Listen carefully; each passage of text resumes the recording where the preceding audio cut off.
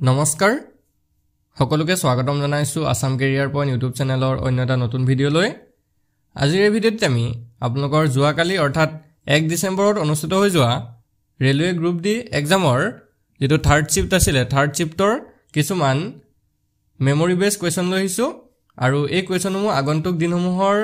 যিসকল ক্যান্ডিডেটৰ এক্সাম আছে তেওঁলোকৰ কাৰণে খুব ইম্পৰ্টেন্ট হয় কাৰণ তেওঁলোকে এটা আইডিয়া পাব যে ইয়াৰ পৰা কেনেকুৱা ধৰণৰ কোৱেশ্চন আহিছে মানে প্ৰতিটো শিফটতে কেনেকুৱা ধৰণৰ কোৱেশ্চন আহিছে তাৰ এটা আইডিয়া পাব পাৰিব আৰু আমি প্ৰতিটো শিফটৰে কোৱেশ্চন বিলাক দি আছো যদি আপোনালোকে আগৰবোৰ চোৱা নাই চাই ল'ব আৰু এটা কথা ইয়াতে জনাই থওঁ আপোনালোকৰ আগন্তুক দিনসমূহত যিসকলৰ এক্সাম আছে তেওঁলোকৰ কাৰণে মোস্ট ইম্পৰ্টেন্ট কমন কোৱেশ্চনৰ পিডিএফ বোৰ আমি লৈ আহিছো আৰু এই পিডিএফ বোৰৰ পৰা আগৰ যিবিলাক শিফট পাৰ হৈ গ'ল সেইবিলাকতো বহুত কোৱেশ্চন কমন পৰিছে তো যদি পিডিএফ খিনি লাগে আপোনালোকৰ স্ক্ৰিনত থকা নাম্বাৰটোত আমাক 99 টকা পেমেন্ট কৰি হোৱাটছআপত স্ক্ৰিনশ্বটটো পঠাই দিলে আমি গোটেইখিনি পিডিএফ আপোনালোকক সেন্ড কৰি দিম ঠিক আছে তো এতিয়া আমি কোৱেশ্চন খিনিলে যাও তো ফাৰ্স্ট কোৱেশ্চনটো চাওক এনেকা এটা কোৱেশ্চন আহিছিলে which date has the Lokpal of India declared annually as Lokpal Day ভাৰতৰ লোকপালে বছৰি কোনটো তাৰিখে লোকপাল দিৱস হিচাপে ঘোষণা কৰিছে তো ইয়াৰ যেটো কাৰেক্ট আনসাৰ হেতু হৈছে অপচন এ 16 জানুৱাৰী ঠিক আছে 16 জানুৱাৰীটো লোকপাল দিৱস হিচাপে ঘোষণা কৰিছে next question which person took charge as the chairman of SEBI in March 2025 2025 চনৰ মাৰ্চ মাহত কোনজন ব্যক্তিয়ে SEBIৰ অধ্যক্ষৰ দায়িত্ব গ্ৰহণ কৰিছিল তো ইয়াৰ যেটো কাৰেক্ট আনসাৰ হেতু হৈছে অপচন এ তুহিনকান্ত পাণ্ডে মনত ৰাখিব তুহিনকান্ত পাণ্ডে 11 সংখ্যক ঠিক আছে SEBIৰ 11 সংখ্যক অধ্যক্ষ হিচাপে দায়িত্ব গ্ৰহণ কৰিছে নেক্সট কোৱেশ্চনটো হৈছে the Nari Shakti Bandhan Adhiniyam passed in 2023 corresponds to which constitutional amendment act of India 2023 চনত গৃহীত হোৱা নাৰী শক্তি বন্ধন অধিনিয়ম ভাৰতৰ কোনখন সাংবিধানিক সংশোধনী আইনৰ লগত মিল আছে তো ইয়াৰ যেটো কাৰেক্ট আনসাৰ আছিল এটো অপচন সি 106 অৰ্থাৎ 106 সংখ্যক সাংবিধানিক সংশোধনী আইনৰ লগত মিল আছে next question which state government launched the Rajiv Gandhi Ban Sambardhan Yojana in June 2025 কোনখন ৰাজ্য চৰকাৰে 2025 চনৰ জুন মাহত ৰাজীৱ গান্ধী বন সংবৰ্ধন যোজনা আৰম্ভ কৰিছিল তো ইয়াৰ যেটো কাৰেক্ট আনসাৰ এটো অপচন এ হ'ব হিমাচল প্ৰদেশ ৰাজ্য চৰকাৰে next question which film of Amir Khan was released in June 2025 2025 চনৰ জুন মাহত আমিৰ খানৰ কোনখন ছবি মুক্তি পাইছিল তো ইয়াৰ যেটো কাৰেক্ট আনসাৰ এটো হ'ব অপচন সি সিতাৰে জমিন পৰ আৰু এই সিতাৰে জমিন পৰ যিখন সিনেমা বা ছবি এই ছবিখনৰ ডাইৰেক্টৰজন আছিল আৰ.এছ. প্ৰসন্ন নেক্সট কোৱেশ্চনটো হৈছে চাওক in 2026 where will the NHL Winter Classic Games be held 2026 চনত NHL শীতকালীন ক্লাসিক খেলখন ক'ত অনুষ্ঠিত হ'ব তো ইয়াৰ যেটো শুদ্ধ উত্তৰ হেতু হৈ যাব অপচন সি মিয়ামি ফ্লোৰিডা ঠিক আছে ফ্লোৰিডাৰ মিয়ামিত এই খেলখন অনুষ্ঠিত হ'ব নেক্সট কোৱেশ্চনটো হৈছে where was the annual meeting of the World Economic Forum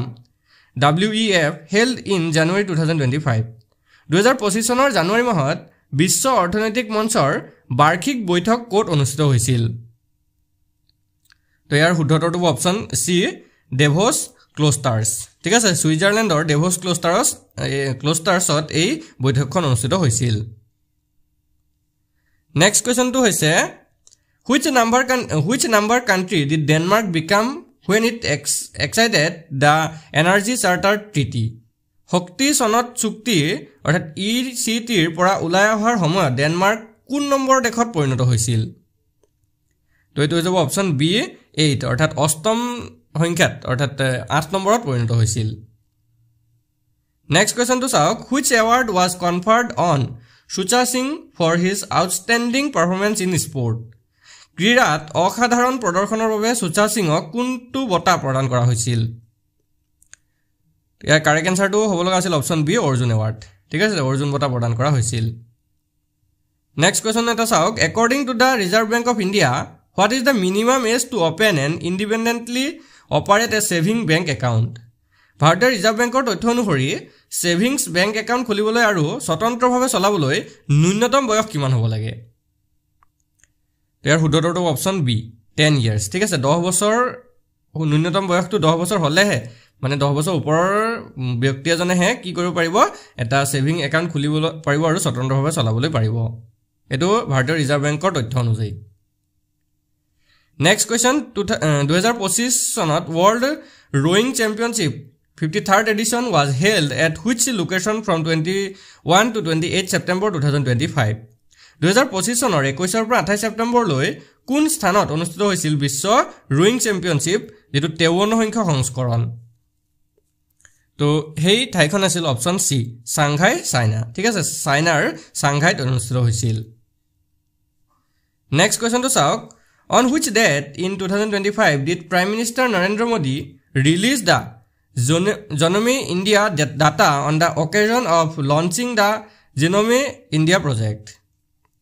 কি কৈছে চাওক 2025 সনৰ কোনটো তাৰিখে প্ৰধানমন্ত্ৰী নৰেন্দ্ৰ মোদীয়ে জিনোম ইণ্ডিয়া প্ৰজেক্ট আৰম্ভ কৰাৰ উপলক্ষে জিনোম ইণ্ডিয়া ডাটা প্ৰকাশ কৰিছিল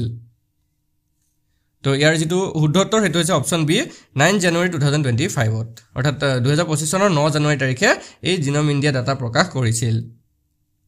নেক্সট কোৱেশ্চন এটা চাওক which Paralympic athlete was honored with the Arjun Award in 2025